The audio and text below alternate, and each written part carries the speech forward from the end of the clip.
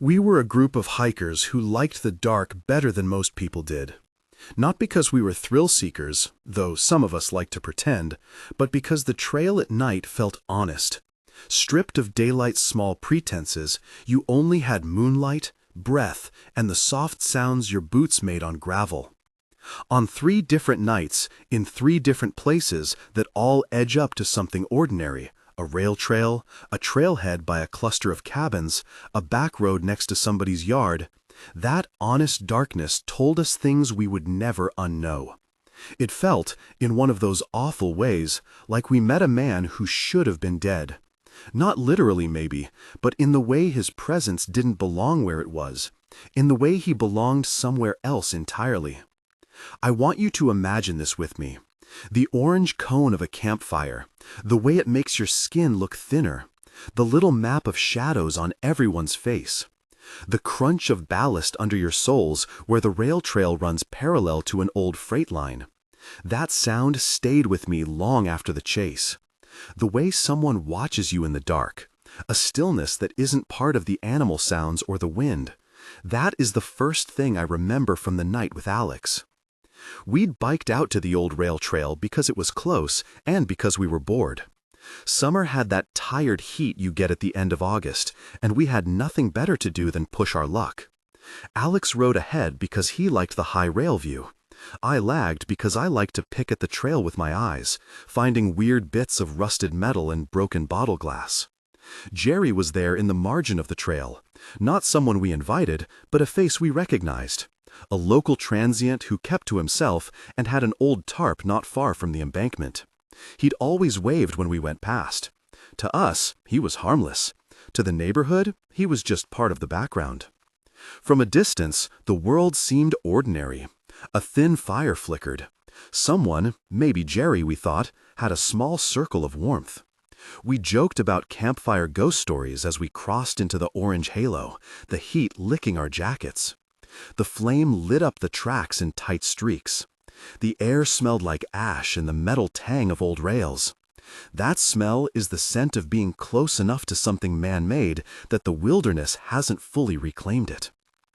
Then we saw him. He was a silhouette at first, long-limbed and still as a statue right outside the light. Not beyond the fire, not in the trees where the wind makes everything move. He stood just beyond where the light left off. His posture was wrong. Too straight for somebody sitting, too calm for someone standing out in the cold. Alex nudged me like he was seeing what I was seeing. For a second, we both froze, the way you freeze when you realize you might be the only live thing in someone else's viewfinder. "That's weird," Alex said, low. His voice had that thin laugh someone tries to use as a shield. The man didn't move. His hands hung at his sides. From where we were, the little glow from the campfire caught a white patch, maybe the logo on a jacket, maybe the reflection of a bone-deep pale face. It could have been anything. The important thing was he shouldn't have been there, not like that. My chest tightened with that dumb, primitive fear. You can't tell if someone is watching because they'll snap or because they're frozen in some other kind of danger. The trail was quiet, except for the soft pop of the fire and the distant hum of a truck on the county road. Crickets did their cricket work, but that stillness, it was like a held breath. We gave ourselves reasons to laugh it off. "Joey's doing a weird thing again," Alex muttered, probably drunk. I told myself the same. I remember thinking, embarrassed that we were being dramatic. We were kids who knew better than to let a silhouette ruin our night. We should have just walked away.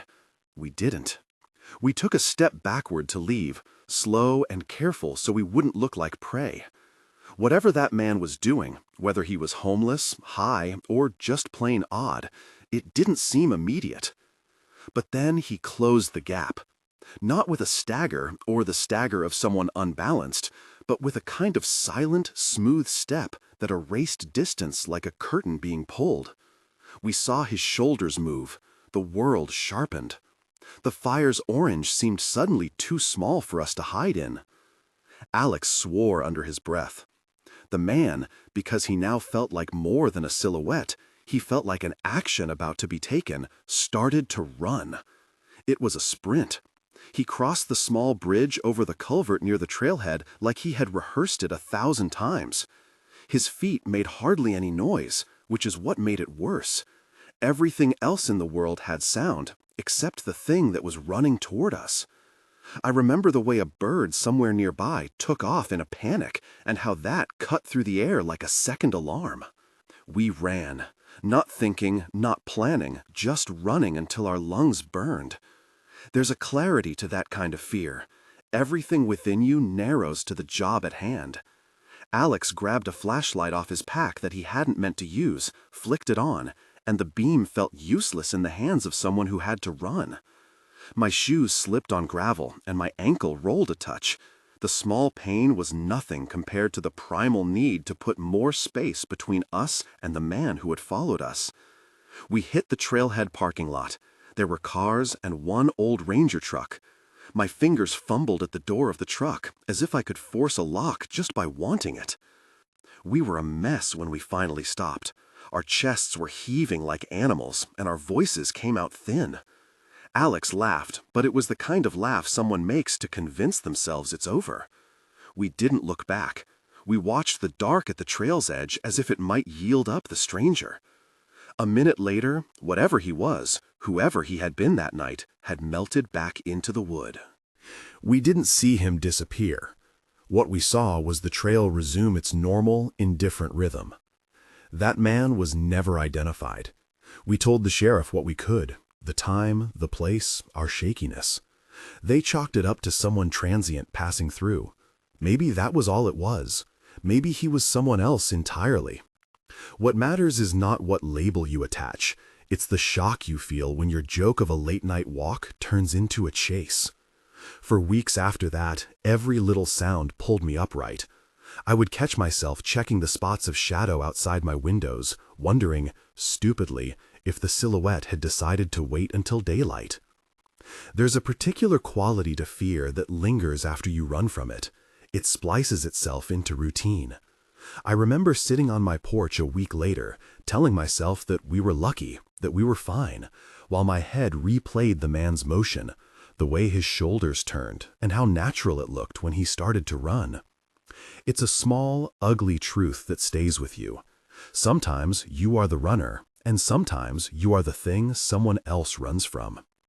You learn to move differently on the trail, to listen twice for the kind of stillness that means someone is watching. If this is the kind of thing you follow channels like this for, stick around. If you're new here and you like real trail horror, hit subscribe. We've got more like this.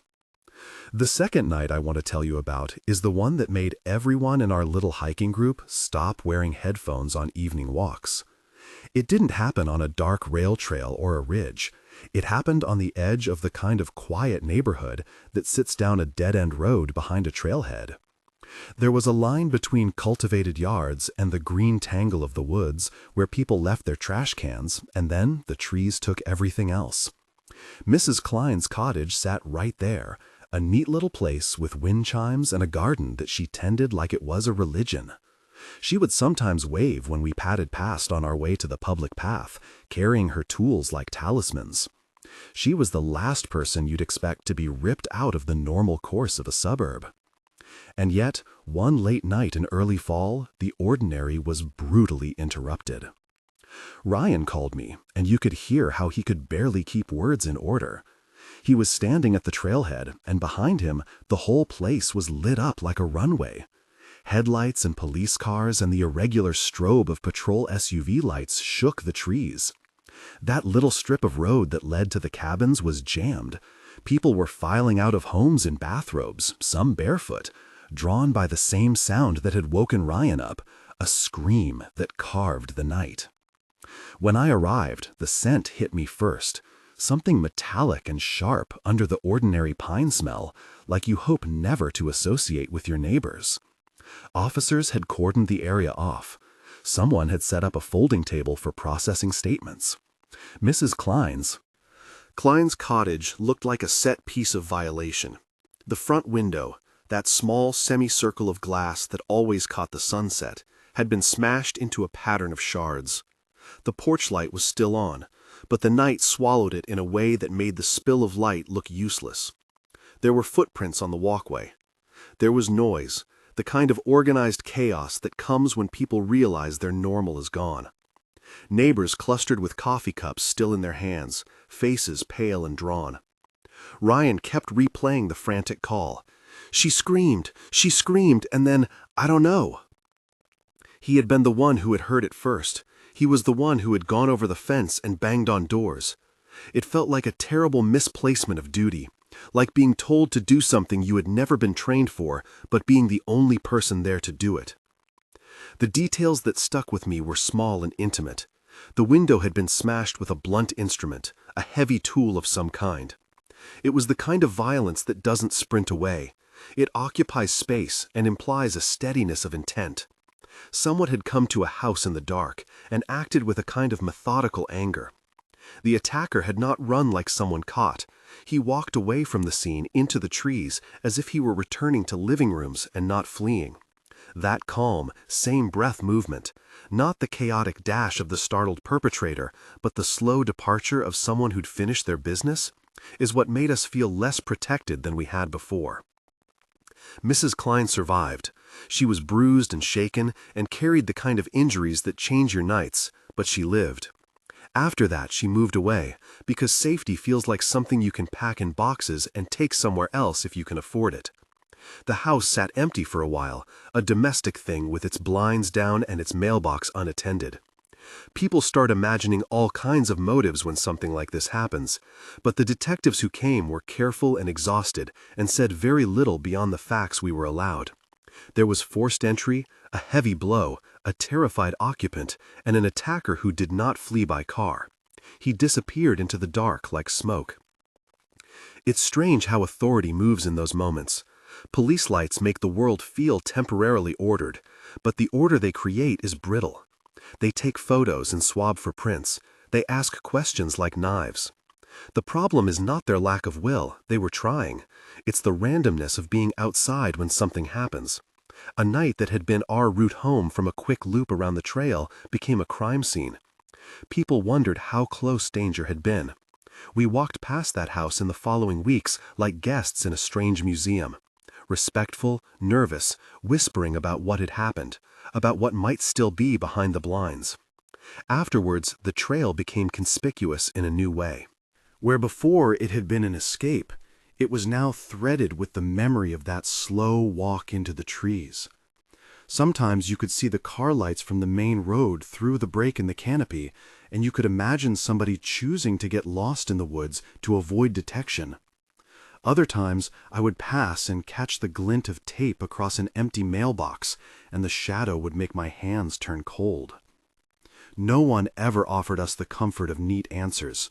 The detectives promised to keep looking. People put up motion lights on their porches and started walking in pairs after dark. The thing that stuck the worst was how ordinary it all was. A woman in her home, a smashed window, a walk into the trees. That ordinariness makes it harder to reconcile the violence. For a long time after, every time someone in my hiking group said, "I'm just going to run down to Mrs. Klein's to water the garden," that little thrill of trust in the normal would die like a candle. The attacker was never definitively caught, at least not in connection with that night. The knowledge that the person responsible walked away into the dark and kept walking, possibly to somewhere else entirely, made me feel like the world had room for a secret with legs. It's a small lesson that follows you. Houses on the edge of trails are vulnerable. People who chant the safety mantra of a small town learn that safety is a fragile fiction. Between the two of us, Alex and I would often bring up the third story when the group sat around a late campfire and someone suggested we keep pushing our luck. We'd tell them, wryly, that sometimes your mother knows the things you don't see. That story starts earlier, in a different season of my life, back when I was small enough that the world was mostly about scraped knees and the smell of a sleeping bag. There was a man who lived near our house, a neighbor who seemed good at being friendly. He would step out sometimes with his son and offer the boys from the street to go camping. Pitch a tent, roast hot dogs, the easy stuff that makes a kid's chest big with the idea of adventure. My mom refused to let me go with him. She had a way of refusing with a voice that didn't scream no, but made it impossible for the subject to be revisited. No, she said once, like you might close a book. She didn't give reasons beyond a squeeze of my shoulder and a look that told me she had seen a detail I had not. I was embarrassed then. I wanted the camping. The other boys went and came back smelling like smoke and victory. I watched their pictures and pretended not to want it. A few months later, the kind of thing that reconfigures your childhood happened. There was a discovery at a remote campsite not far from where we used to play, a place people sometimes crossed to fish and sometimes used for clandestine bonfires. The news said there had been a triple homicide at a secluded camp. Local detectives showed up with that flat, professional face people get when small towns meet large crimes. Rumors flew, connections, odd behavior, things that sounded like attempts to find a pattern where there might have been none. I remember the way adults looked at each other in the grocery store aisle after that, not with the kind of horror movie curiosity, but with the smaller, quieter horror of people whose childhoods had been rearranged by facts they didn't want to accept. Years passed. The world moved in a way that sometimes buries the things it doesn't want to bear. I grew up and moved away for a while and came back. Then, out of the blue, I read that the neighbor's son, not the camping neighbor, but the other neighbor's kid who used to be around, had been arrested in another state. He'd been taken into custody for an attempted abduction and assault during a trip where he'd been transient, keeping to himself and his routines.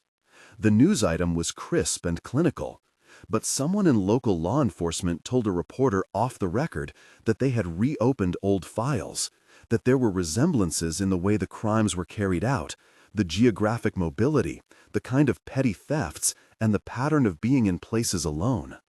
Detectives said they were looking at connections to that campsite triple homicide. The phrasing was careful, linked, suspected, under investigation. They didn't say he'd been convicted of the earlier crime. They said he'd been arrested for something new. They said he was someone they wanted to talk to. When I read it, there was a sick warmth in my chest that I can only describe as the opposite of relief. Part of me felt irrationally vindicated. Not for the arrests or the detective work, that part I kept to myself, but because my mother's quiet no suddenly landed with a weight that lifted the shape of decades of what if. The other feeling was much darker, the thought of how close that man had been to my life at a different time.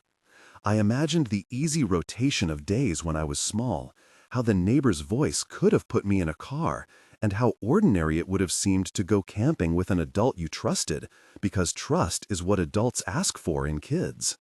There are two ways survivor's guilt can work. The first is the big, obvious kind, the people who were in the wrong place and didn't make it. The second is quieter, the small, private gratitude that you were somewhere else and thus escaped. I felt both. I thought of my mom in the grocery store back then, choosing without explanation and saving me from something I didn't even know I needed saved from. I thought of the boys who'd gone on that trip and how their lives had turned once the terrible news came. The later arrest did not undo what had happened. If anything, it made the world more efficient at holding on to fear, because it showed that the man who had once been a neighbor could also be a traveler of darker impulses. And above all, pay attention to the kind of stillness that tells you you are being watched.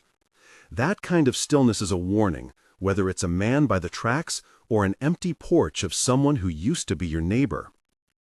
I'm not trying to turn the woods into a horror movie. The woods do not belong to violence, any more than your neighborhood belongs to it. Most nights are quiet and lovely and full of the small beauties of wind and light. These stories exist because they puncture the ordinary and remind us that danger often lives at the edges of things we think we know. There are things you can't expect or plan for. There are moments when the world rearranges itself and you're left clutching for an explanation. The important part is the small things you can control: who you walk with, how you listen, whether you take the look of someone's face seriously. If you have ever had something like this happen to you on a trail, a feeling of being watched, a near miss, a neighbor who became suspect, tell us in the comments. Share your closest call on the trail and what you learned from it. We're a community that learns the hard way and helps each other stay a little safer. I still walk the trails. I still like the dark sometimes. But I learned to trust the edge of that orange campfire glow and to listen to the way the trees make sound at night. I learned that some silhouettes need to be treated with more suspicion than a freeze frame of the imagination allows. I learned to call someone if I was running late, and I learned, in that slow, hard way, to honor the people whose small refusals kept us from becoming the story's worst outcome. There are nights when the wind shifts and you can hear something move across the embankment and your hands go cold. You tell yourself it's an animal, that it doesn't matter, but you keep a foot on the trail. You move like someone who knows the dark has secrets. For me, the phrase that keeps coming back is the one that started this. We met a man who should have been dead, which is not exactly true and not exactly false. What I mean is this. We crossed paths with a presence that didn't belong in that place, and that presence could have had far worse plans. It's a phrase I use to remind myself that ordinary life is porous. It's a phrase to remind you, the trail is beautiful, but it can be dangerous, and the difference between the two is sometimes one small choice. If this dug at something inside you, if the stories made your skin crawl or made you check the locks on your car, consider hitting subscribe and sticking around.